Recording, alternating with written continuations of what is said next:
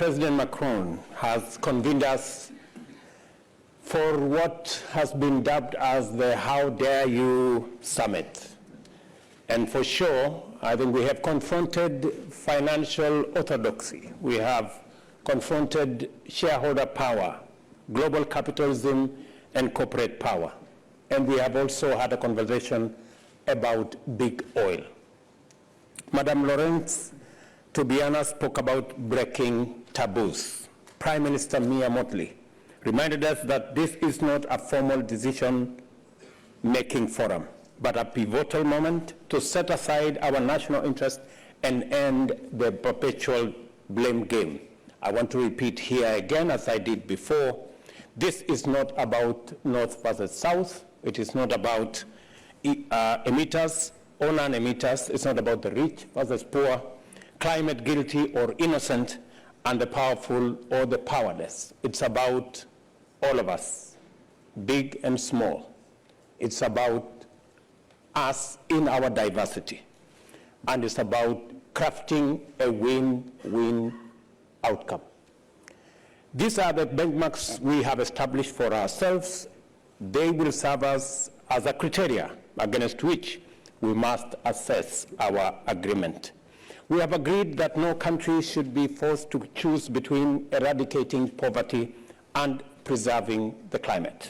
We have agreed on some additional resources to support the vulnerable and the poorer countries. We have advanced discussion on reforming the governance of the multilateral development banks.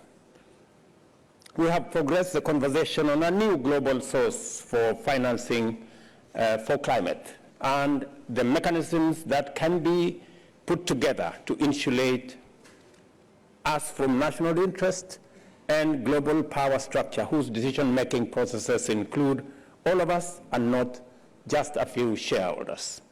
We are agreeing that for the first time, as we leave Paris, President Macron, and you have been incredible.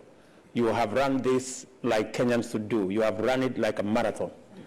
And this was not a session to coerce anybody to do anything different from, it was a meeting of minds to try and bring consensus the same way we managed to forge a consensus in 2015, is to try and eliminate the tensions that have informed the journey to where we are today, and to see whether we can recreate the consensus that had been built in mobilizing the world towards dealing with the challenge of climate change and international financing architecture.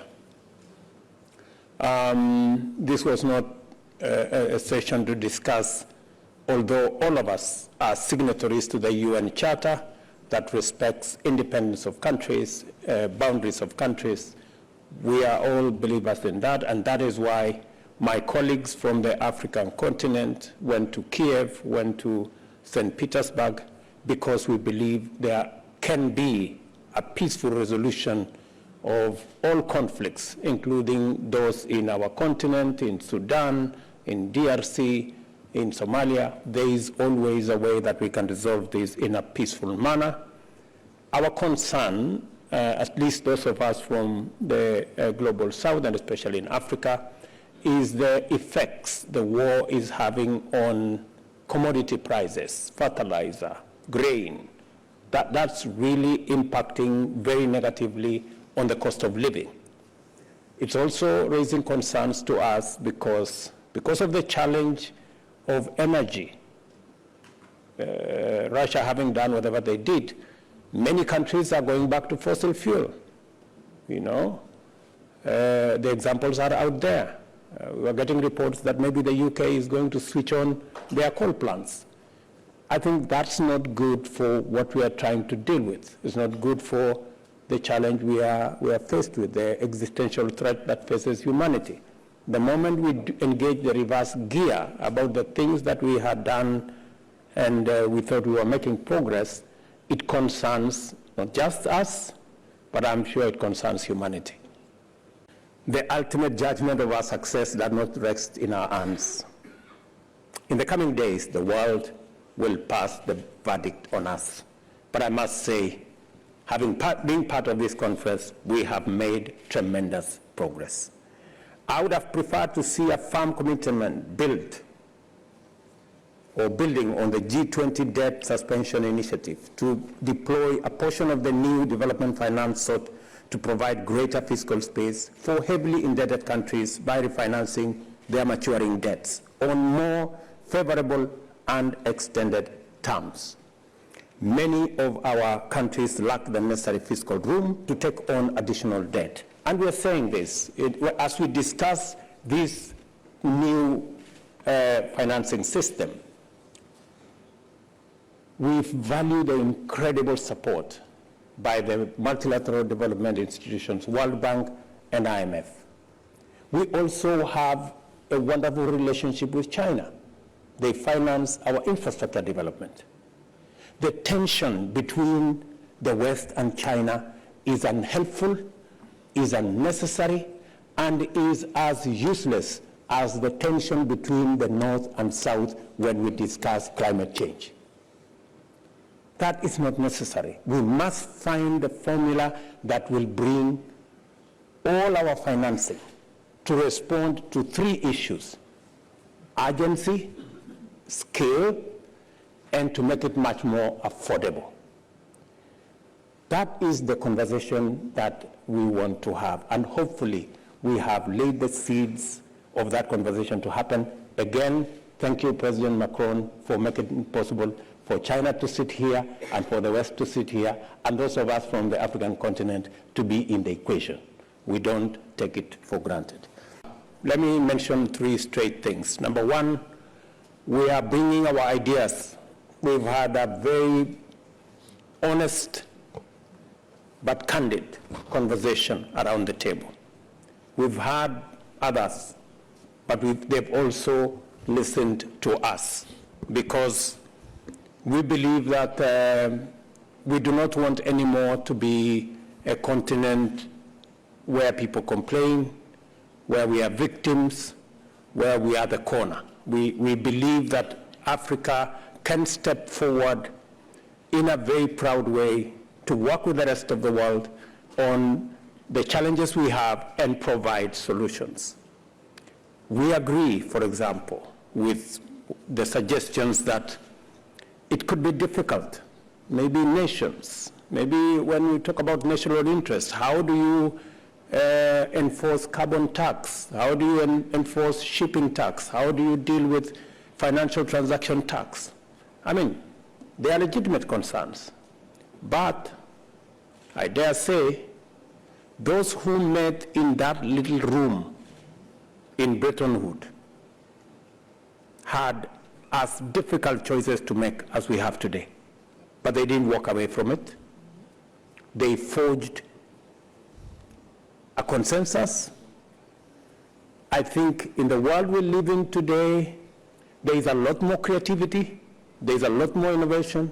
Technology can give us the opportunity to levy this tax, raise the resources, and be able to give as many, including the third issue I want to say, what Africa is bringing. We are the continent with the largest renewable energy reserves, whether it is wind, solar, geothermal, hydro. How are we going to raise the resources to unlock the huge potential in our continent? It is by having this kind of candid conversation. It is by bringing our ideas on how we can be creative, how we can be innovative, how we can leverage on technology so that we can raise the requisite resources to unlock the Hinga Dam that is giving us nightmares, which can provide electricity to 15 countries. We still have 600 million Africans who do not have access to electricity, 900 of them without access, 900 million of them without access to clean cooking energy. We need the scale of the resources that we are discussing and to democratize the raising of those resources so that it becomes a lot more easier to make decisions going into the future. So finally, let me say, Africa is coming with ideas. We are coming with our resources. We have the largest renewable energy resources. 2/3 of the world's arable, uncultivated arable land is in our continent. We have the youngest population in the continent. These are assets that Africa is coming to the table with so that we can provide an outcome that is win-win, contributed by everybody. We have agreed that we have to rethink. We are in a new normal. The new normal that came through the pandemic, into the Ukraine-Russia war, into the vagaries and what climate change is doing to us. Floods, cyclones, droughts, and the threat to humanity that we see. This new normal requires a new approach. We're all clear that up to 52 countries are facing debt distress. I listened to my sister Kristalina, and you know, Kristalina, we have a wonderful relationship. You have been immensely supportive of Kenya. But looking at this context and listening to the discussion about the SDR, the allocation, the reallocation, the application, the verification, the assessment, the next, I get a headache. Honestly, I sincerely think that there is a much more creative way of dealing with this. The same way we did it during COVID. There is a way we can do this so that those in distress, the 52 countries to start with, how do we make it possible for them? Since they are already assessed for the debts they owe, how do we make them enjoy the benefit of a pause or reschedule or whatever you want to call it, so that they can have immediate liquidity and create space for themselves. That is a conversation that I think we should have. And let me say, this will move us closer to addressing the crisis that we have today on matters liquidity. We have also had a conversation and progressed one on a new global sources of financing for climate action and mechanisms that can be better insulated from national interest. This will move us close to addressing the climate crisis as a global common good, as opposed to something that we have to play a balancing act with the national interest on one end and do this at scale. So we can do this at scale, urgency, and reach as if our existence depend on it. Let me clarify. Emmanuel, you've been immensely, speaking to you as a member of the G7, you have been immensely accommodative of all the divergent views that have come on the floor and in all the fora that we have enjoyed ourselves here. We are saying we want this time round a mechanism that involves everybody, where we are all paying, where we are all involved, and where we all decide. Because climate change is not about the North or the South, it's about all of us. And the discussion about carbon tax is a discussion that is a must-have. And on this one, we do not want the North to pay for the South. We want all of us to pay. Whether it is aviation tax, whether it is fuel tax, whether it is shipping tax, we want to pay because we want to be on the table. The conversation about who has not paid what is very energy sapping.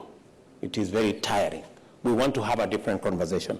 And I am very happy that that conversation has begun in Paris. And thank you, President Macron, for making it possible for this conversation to happen. We have some time between now and the Africa Climate Summit in Nairobi between the 4th and the 6th of September that is co-hosted by the Africa Union, and I was told by the chairman of the Africa Union who was here with us, the Africa Union Commission, to invite none other than President Macron.